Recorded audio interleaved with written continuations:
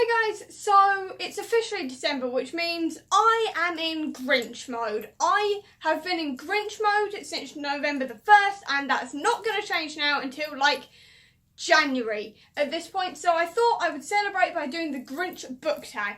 Now, the only thing with this is that I will be saying some negative things about certain books. Some of these books may be your favourite book, but I want you to know that I am not disrespecting you or these books. There are still points of these books that I still really like.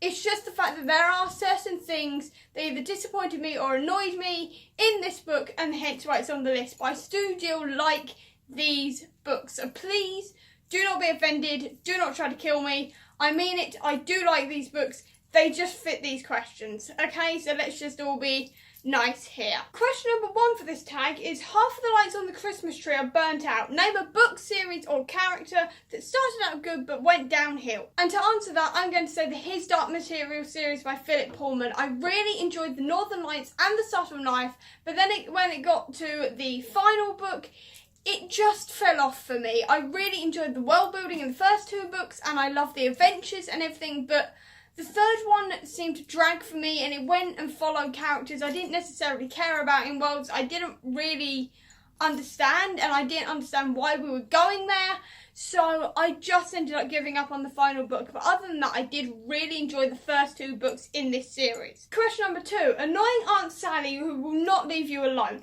Name a book that you didn't enjoy but everyone else seems to love, so it never goes away. I've got to prepare myself before I say this, but Strange the Dreamer by Laini Taylor. I adored the writing style of this book, but at the same time, while I found it really, really lyrical, I was not here for the story. I found it quite draggy, and if things had been shortened a lot more, I would have been a lot more happy reading it. But for me, personally, it really, really dragged, so I didn't enjoy it as much as I wanted to, no matter how much I enjoyed the writing style. And everyone keeps on going on about it at the moment, and to be honest, it doesn't seem to be going away at the moment. And while I enjoy the writing style, the story just wasn't for me, so I kind of feel like it won't leave me alone at the moment. Question number 3. The pets keep on knocking over the Christmas decorations. Name a character that kept on messing things up for everyone else, but you can't pick a villain. Jace Wayland.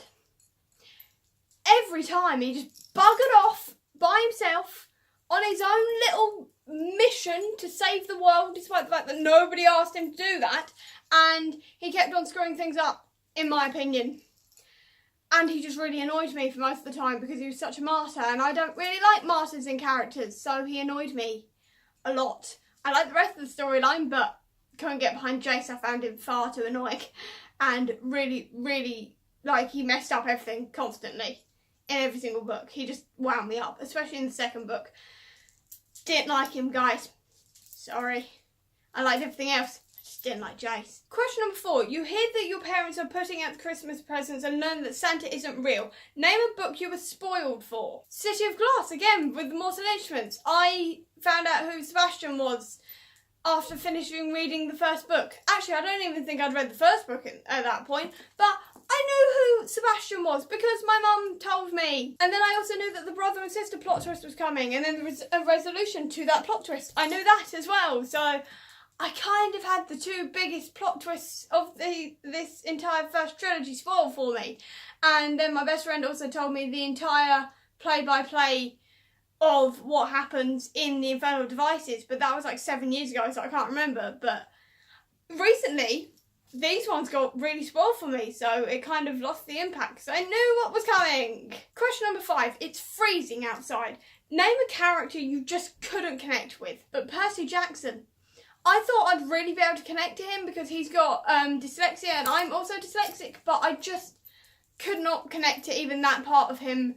There was just this cognitive disconnect for me with this entire series with all the characters, but I was really hoping to connect with Percy and I just didn't, which was really quite disappointed. I love the world building of this and the character development and everything. I just couldn't connect to any of the characters, no matter how much I tried. Question number 6. Mariah Carey's All I Want for Christmas Is You is playing on repeat and it's giving you anti-romantic feelings.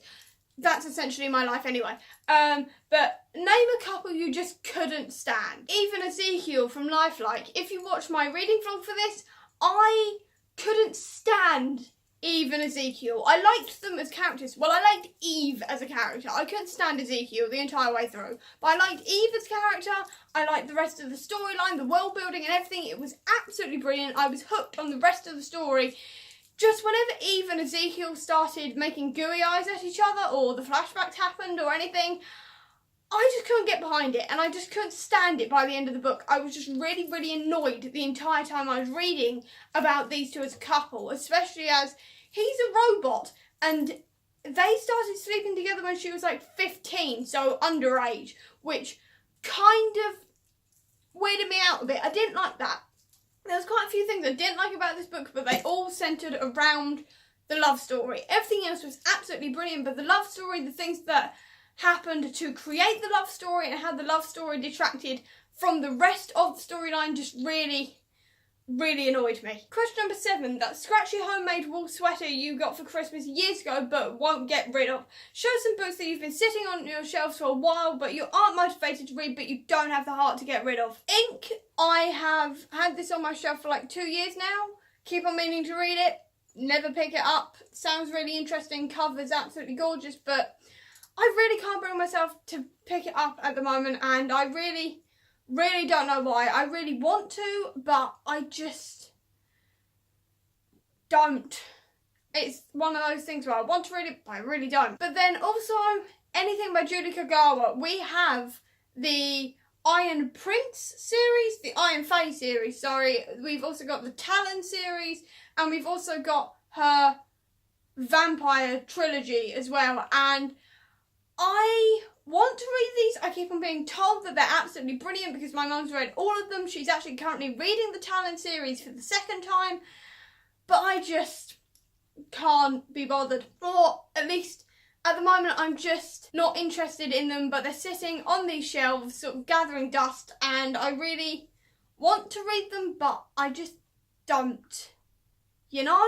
Question number 8 is, Grandma got run over by a reindeer. Name a character death you're still mad about. Warning for spoilers, and you can also use TV or movie deaths. Okay, now, warning for spoilers. If you haven't watched Supernatural, mute this. I'll sort of wave when you can listen again. So, stop listening and mute now. And that main character death that really annoyed me out of Supernatural, out of all the character deaths on Supernatural, the one that annoyed me the most was Charlie Bradbury. I'm still mad about this because Charlie Bradbury was killed off simply to cause more friction between Sam and Dean, so Dean ended up going and giving in to the Mark of Cain, so he eventually ended up being killed and turned into a demon, which was a storyline that lasted 3 episodes, which it should have lasted at least half a season, which I was also angry about. But Charlie Bradbury was killed senselessly for no reason, and there was like 20 different ways they could have saved her, and they didn't.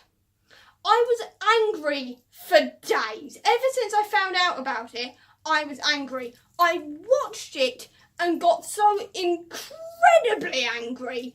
I still haven't forgiven the writers for that. And the fact that because they killed off Charlie Bradbury, then led to Robbie Thompson, the writer who created her, leaving the show, and he was the only competent writer left on the show, just angered me further. Because Charlie Bradbury represented me on that show. She was my favourite female character. I thought they weren't going to kill her because they've killed off many female characters already. And they just killed her. And I'm still angry. I'm also still very angry about Crowley. I will never not be angry about Crowley, but specifically Crowley and Charlie. What the hell was that? I kind of understood Crowley, but at the same time, the King of Hell was like Loki. You don't just get rid of him. You know? Mark Sheppard was amazing. I loved him on that show. And they just angered him enough to leave. And they killed him senselessly. What the hell? And that's without even going into anything on Infinity War either, because I'm looking at you, Russo Brothers, because you killed Loki, Doctor Strange, and everybody else, and I'm still not happy about that. But that's enough of my ranting, so I'll come back again so you can unmute now. So that's all the characters I'm angry about with Supernatural. Also, Infinity War was a quick thing in there because can't ignore that. Also, Netflix have now technically killed off half the Defenders, which again, not happy about because they cancelled their shows. And there's a lot of characters I'm angry about being killed off. I could go into Grey's Anatomy as well, but I won't because I'll be here all day. But that's sort of like the short list. Calming down now and going on to question 9, which is the malls are overly crowded with holiday shoppers. Name a series that went on for too many books or just went on for too long. And for me, that series has to be a series of unfortunate events. Obviously, I knew it was going to go there because obviously it had to be 13 books because Unlucky Number 13, and this is obviously all about misfortune and everything and sadness and all the rest of it. But for me, the first 7 books were all about the same size and they were basically the same story over and over and over again, to the point of kids get put into a new place, Count Olaf turns up in a disguise, they tell the adults around them that it's Count Olaf in disguise, adults don't believe them, Count Olaf reveals himself, adults believe them, Count Olaf gets away.